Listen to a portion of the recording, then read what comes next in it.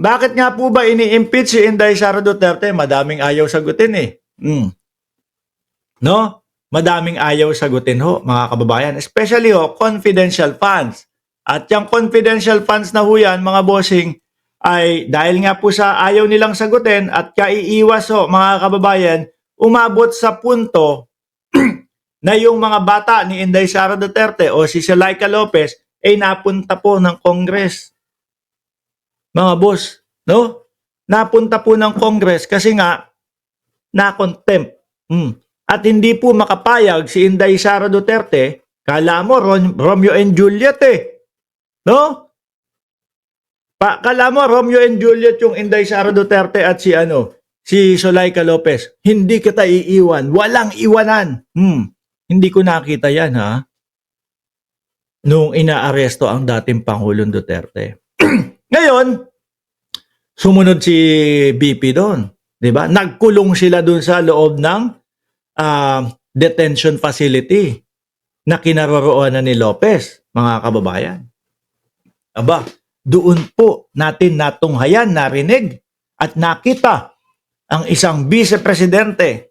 At ito, first time ko po na nakakita ng ganong vice-presidente na nanggagalaiti po at nagbabanta ng buhay ng Pangulo, asawa ng Pangulo, at pinsan ng Pangulo.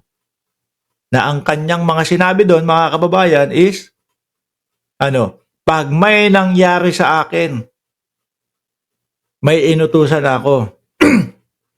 Patayin si Bongbong Marcos, si Lisa Marcos, at si Romualdez. Sabi ni Ginger Cat, magjowa ba si Zuleika at si Piatos? Sabi ni ni Montulfo. Diba, dyan din lumabas yun? Ngayon, mga kababayan, sabi dito sa balita na ito, kulang sa respeto. Lack of respect. No? Dahil pinapauwi na si BP. Madam, tapos na po ang visiting hours, kailangan na pong lumabas. At ang establishmento ng House of Representatives ay nalalagay na sa alanganin po. Madam, no? Uwi na po kayo. Balik na lang po kayo. Ayaw lumabas ni Inday Sara Duterte, mga kababayan. Kumbaga parang ang dating sa isip ko noon, mga boss, is vice-presidente ako. Hindi nyo ko kayang palabasin dito. Ako ang masusunod. Di ba?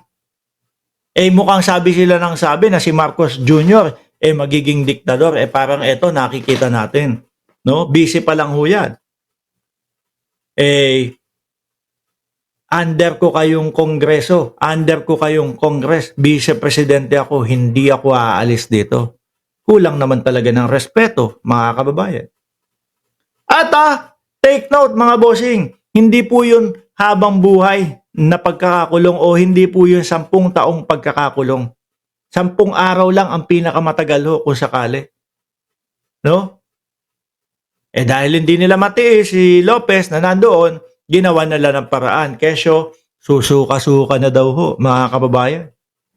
Para lang mailipat sa ospital. Di ba? Sabi dito sa balita, lack of respect, BP Sara defies House order to leave, trigger lockdown. Kaya na, lockdown. yung kongreso nun, mga kababayan. Manila, Philippines, Vice President Sara Duterte defied orders to leave the Pambansang Bata Pambansa Complex Thursday night, November 21, choosing instead to stay in her brother's office. Si Pulong. Sabi nga nung iba, naku, first time nabuksan yung opisina ni Pulong kasi lagi daw wala dun no? Choosing instead to stay in her brother's office overnight despite repeated appeal from the House of Representatives Sergeant at Arms. Duterte refusal to leave the premises after visiting her detained Chief of Staff, Zuleika, no? Forced the House to implement a security lockdown to secure the building where she remained until Friday morning, according to a statement. Even though our Sergeant at Arms asked her, pinapaano na, no? pinapauwi na, asked her to leave several times. No?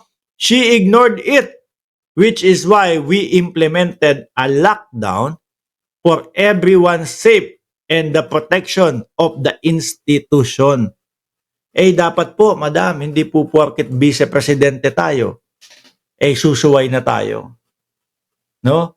Hindi po porket, mga congressman lang naman to, kongreso lang naman ito no? Mas mataas ako.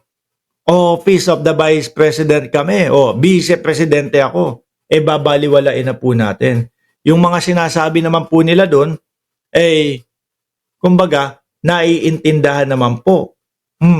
At hindi naman po, Madam BP, magtatagal dyan si Lopez ng 10 taon. Pinakamatagal 10 araw. Sana pinagpahinga nyo na lang.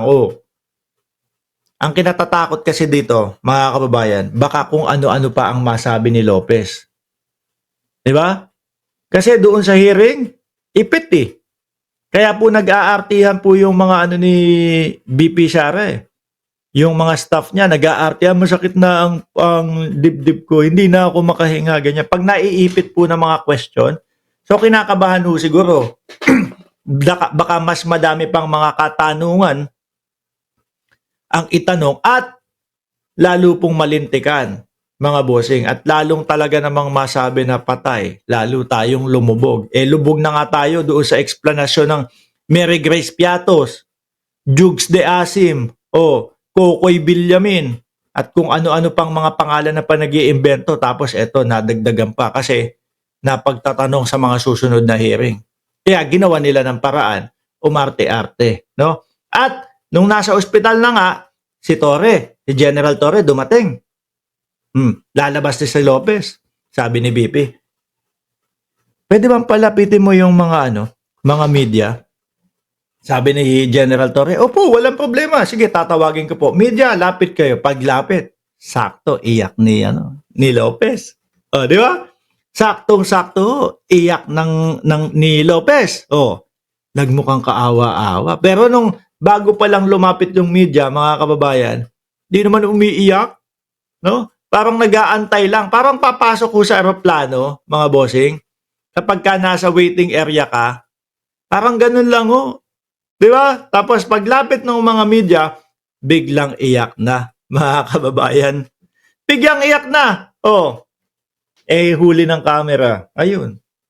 Lalo lang silang nasasabihan ng mga pa-victim, no? Victim cards ang ginagamit nila. Anyway, eto mga bossing, pag-uusapan na natin, no?